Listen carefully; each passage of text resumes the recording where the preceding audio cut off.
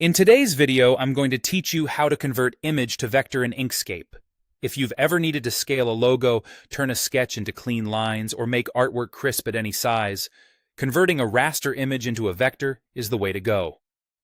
I'll walk you through the exact process in Inkscape and share a few tips so you get a clean, editable result.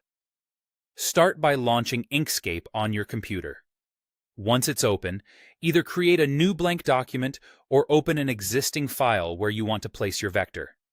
A fresh document is often easiest, but either approach works the same for this workflow. Next, go to the File menu and choose Import. Select the image you want to convert, such as a PNG or JPEG. When Inkscape asks how to bring it in, embedding the image keeps everything in one file, which is helpful. Place the image on your canvas and resize or position it if needed. Higher resolution images generally trace more cleanly, so start with the best source you have. Click the image to make sure it's selected, then open the Path menu and choose Trace Bitmap. This opens Inkscape's tracing panel. You'll choose a mode based on your artwork. For simple black and white logos or silhouettes, use single scan with brightness cutoff. Adjusting the threshold controls how much of the image is captured. Higher values include more of the darker areas. For colored images, choose the multicolor option labeled Colors. Increase the number of scans to capture more color layers.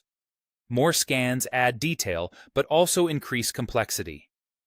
Use the preview to judge the balance between accuracy and simplicity. If you want the background to be transparent, look for the Remove Background option and enable it when available. When your settings look right, click Apply.